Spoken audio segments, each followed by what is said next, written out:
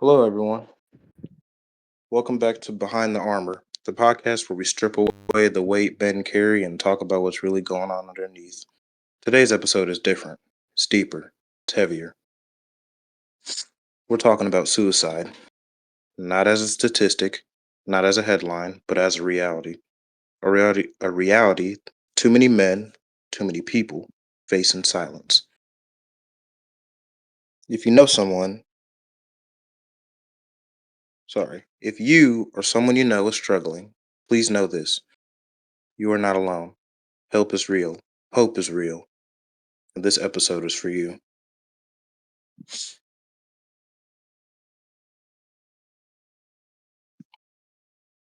Let's begin. Let's start with the facts, because we need to understand the size of the storm before we can fight it. Every 40 seconds, someone in the world dies by suicide. In the US, suicide is one of the leading causes of death among men under 45. And yet, so few talk about it. Why? Because we're told to be strong, because we're told to man up, and I say that in air quotes, because we've been armored with silence since birth. But silence kills. And on this show, we break silence. I want to ask you, listener, have you ever felt like giving up? Have you ever questioned if your life mattered? If so, hold on, stay with us. You're not broken, you're human. Let's talk about what it feels like inside. Suicidal thoughts aren't just sadness, they can feel like exhaustion, a deep, unshakable tiredness. They can feel like numbness, not feeling anything at all. For many, it's not even about wanting to die, it's about not wanting to feel this way anymore. It's like screaming underwater and nobody hears, or it's like smiling in photos but dying in real life. These are real words from real people, and maybe they sound familiar. Take a breath. What would you say to someone who felt this way? Now, say it to yourself. And there's a question: why do people feel this way? There are many paths that lead someone to this edge: depression, trauma, financial pressure, loneliness, abuse, grief, or just feeling like a burden. Especially among men, there's a pressure to provide, to be stoic, to never fall apart. But when we don't allow ourselves to feel, to cry, to ask for help, we collapse inward. Let's be clear: struggling doesn't make you weak, it means you're fighting.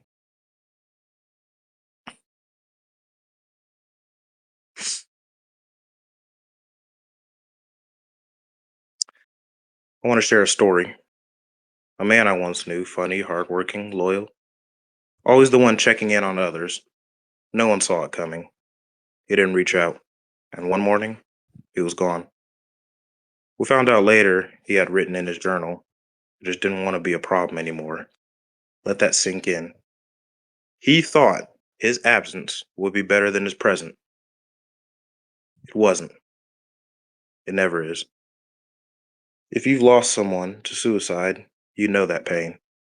It leaves questions without answers, guilt without cause, love without a place to go. So, what can we do? So, what now? How do we fight this? Number one, start talking. Ask your friends, your brothers, your sons, are you really okay? Number two, listen without judgment.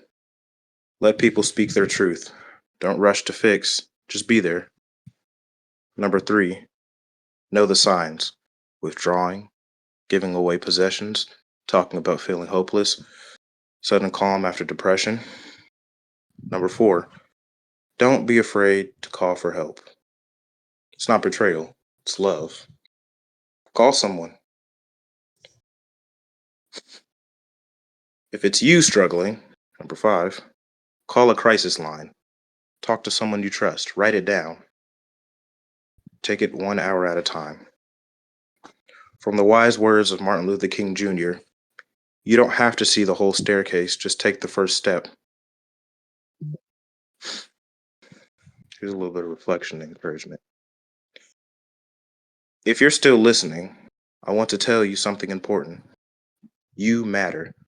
Your story matters. Your voice matters, even when it shakes. This world is better with you in it. You are not too broken. You are not too late. You are not alone. Let's normalize healing.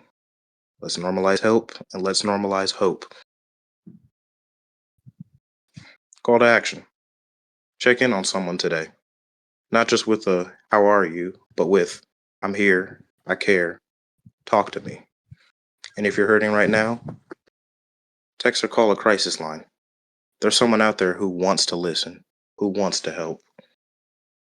I beg to differ with them crisis lines. That's their job. But anyways,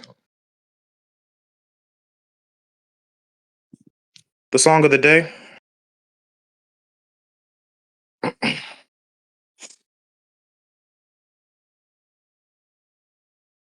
Let's see. The song of the day is Master of None by Beach House.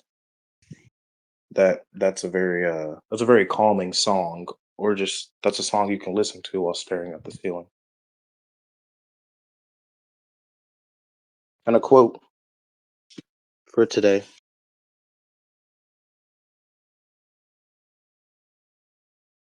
Matter of fact, let's just do two. Let's see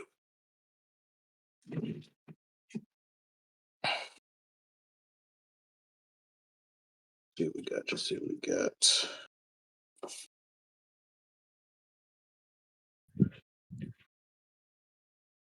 A person's wisdom yields patience. It is to one's glory to overlook an offense. Let me repeat that. A person's wisdom yields patience. It is to one's glory to overlook an offense.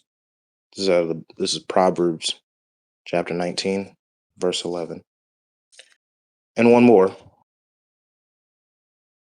He heals the brokenhearted and binds up their wounds.